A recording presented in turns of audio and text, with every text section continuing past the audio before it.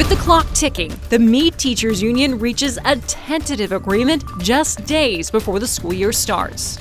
Plus, a new school year means new opportunities for a speeding ticket. What you need to know tonight.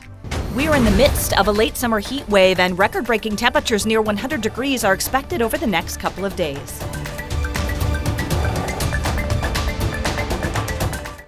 Good evening. Thank you for joining us tonight for the KREM 2 Night Report. I'm Cody Proctor.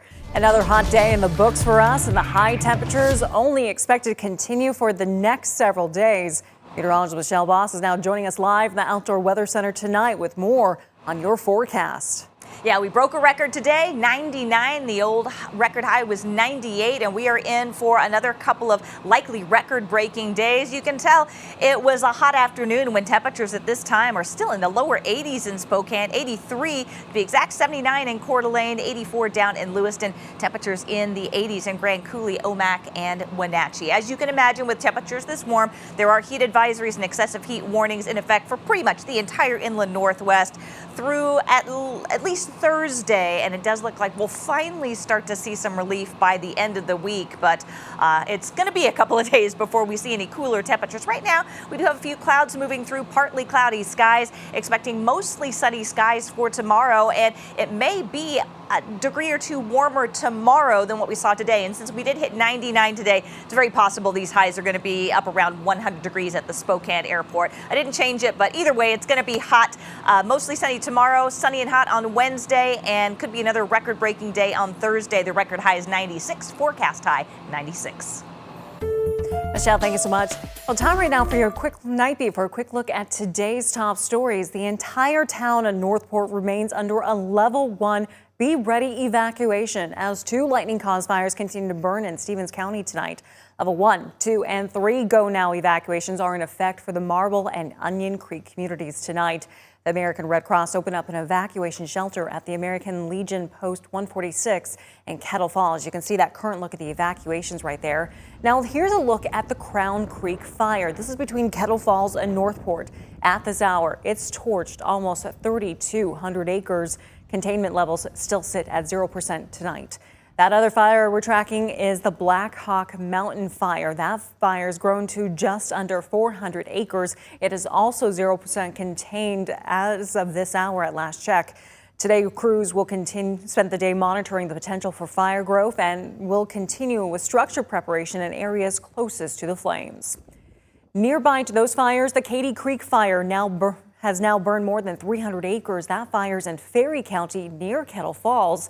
The Ferry County Sheriff's Office says a level 1 evacuation advisory has been issued for the area between Nancy Creek and Deadman Creek Road. Lightning also sparked this fire. We also have an update on a fire burning near the White Pine Campground in Latah County tonight. According to the Sheriff's Office there, level 2 evacuations are in place along Palouse River Road and all county and forest roads within this set zone right here. You can see this is the updated map. The fire sparked just off Highway 6. The Sheriff's Office asking drivers to avoid the stretch of highway between Amita and Harvard.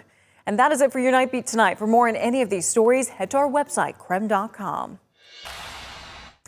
Another story that we have been following has been the Mead Education Association reaching a tentative agreement with school leaders, avoiding a strike which could have delayed the district's first day of school, which is tomorrow, by the way. It's important to note that while the plans for the strike have been sidelined, Mead Education Union members still have not signed this new agreement. School will start as planned for the district tomorrow. Members of the union will meet in the coming days to officially sign the tentative agreement. And in less than 12 hours, students will flood the halls of schools across Spokane County. Both the Spokane and Mead School Districts kick off their school year tomorrow. In a message to students, staff, and families, Spokane Public Schools Superintendent Adam Swinyard says the goal this year is to keep pushing students to stay off their devices and get involved in the community.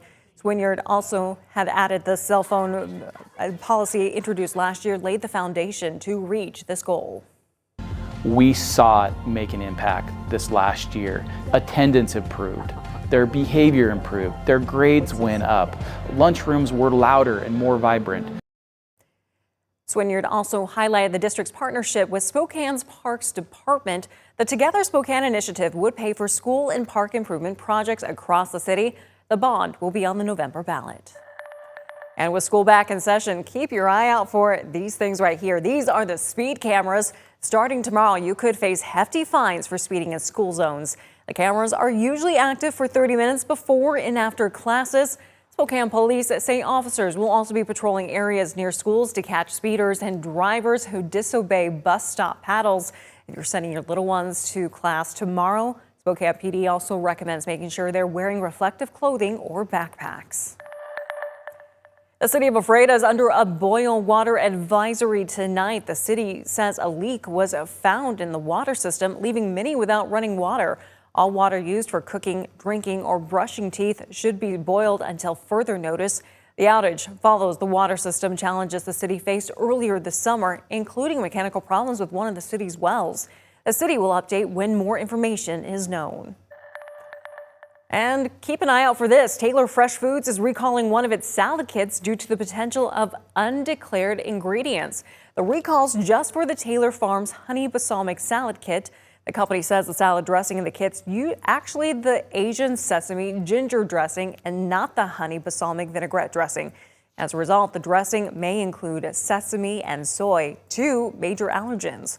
The kits were sold in 25 states, including right here in Washington.